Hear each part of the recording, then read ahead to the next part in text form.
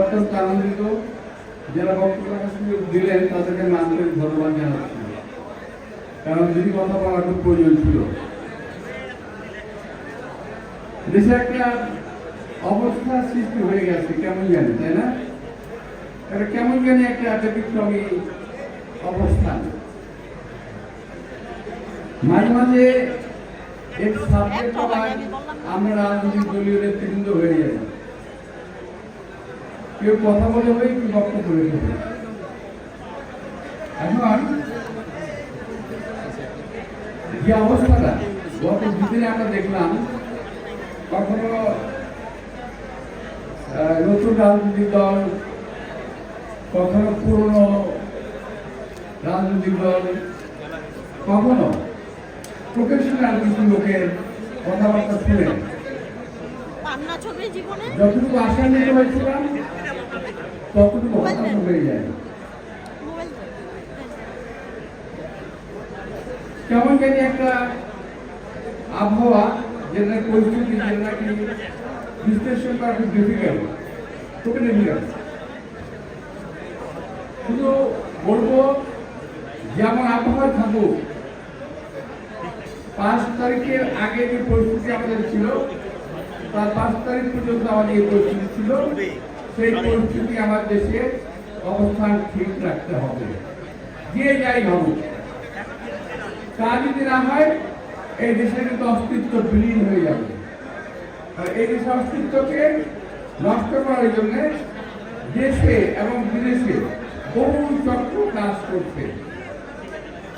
গত 2 দিনের ঘটনা যদি আমরা অ্যানালিসিস করি, এর থেকে বহু কিছু কিন্তু বেরিয়ে আসবে। বিষয়টা খুব সহজ না।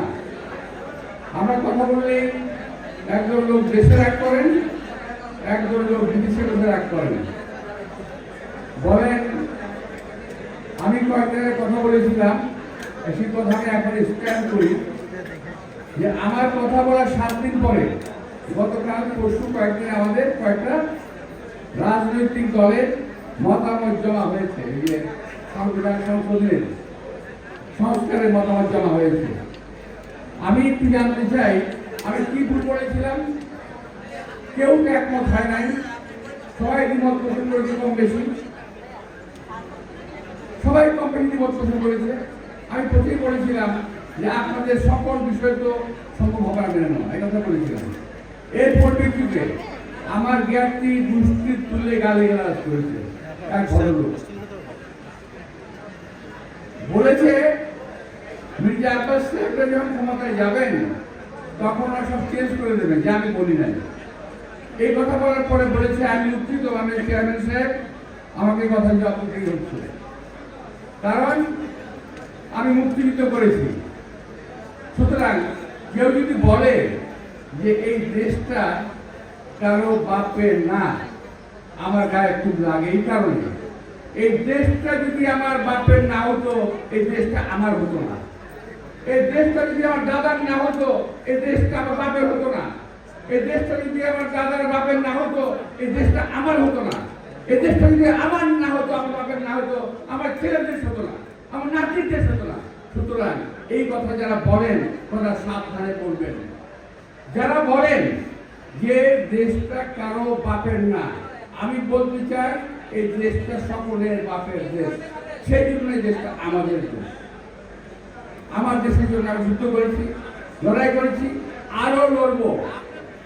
শেষ কথা বলে চলে যাই, আরো লড়বো। এই কারণে বললাম যে আজকে দেশের মধ্যে যে অবস্থা হচ্ছে, আমরা সকলে অত্যন্ত আন্তরিকতার সঙ্গে সংস্কারের কাগজপত্র জমা দিয়েছি, পরীক্ষা নিরীক্ষা করে। এখন এই সরকারকে বলতে চাই, যে সংস্কারটা যাচ্ছেন এটা এখনো দেশের লোক রাখে নাই। আর যেটা দৃশ্যমান সংস্কার হতে পারে সেটা অবিলম্বে শুরু করেন। সেটা হলো এই সচিবালয়ের ভিতরে যারা আমাদের সংস্কারের কাজকে বাধা দেবে, বিপদগামী করবে, সেই সমস্ত সচিবরা এখন সচিবালয়ের ভিতরে বসা আছে, তাদেরকে সরানোর ব্যবস্থা করেন। প্রশাসনের প্রতিটি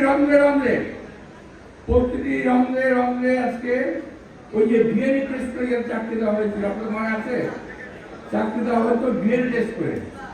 ওই ভিএনএসি চাকরি দেওয়া হয় যাদেরকে, তারা বসা আছে, তাদেরকে বাছাই করেন, তাদেরকে শাস্তির আওতায় আনেন। তারা এত বছর চাকরি করে আজও চাকরিতে আছে, এখন হিসেবে বসা আছে। এটা কিন্তু সন্দেহ অনেক অবকাশ রাখে যে সংস্কার বাস্তবায়ন হবে কি না। প্রিয় ভাইয়েরা, আমি আপনাদের সবাইকে আন্তরিক শুভেচ্ছা জানিয়ে অযথা কতক্ষণ সময় নষ্ট করলাম